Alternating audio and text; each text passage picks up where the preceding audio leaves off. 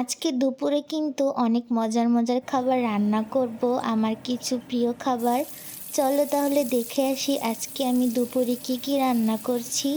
শুরু থেকে শেষ পর্যন্ত অবশ্যই কিন্তু ভিডিওটি দেখবে। প্রথমে রান্না করছি আলু দিয়ে বেগুন ভাজি।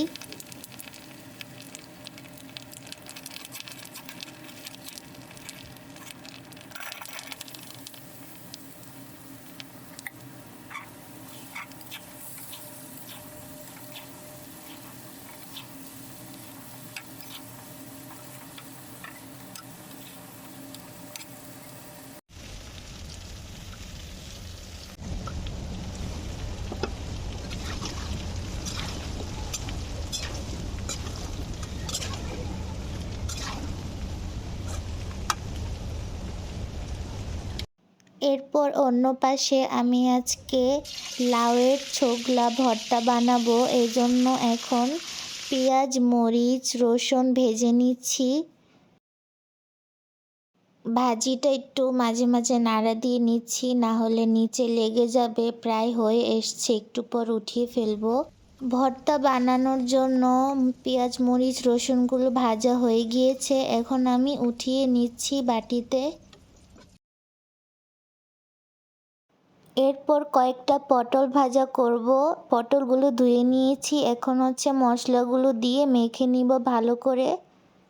তেলটা গরম হয়ে গিয়েছে, এখন তেলের মধ্যে একটা একটা করে পটলগুলো ছেড়ে দিয়ে ভেজে নিব।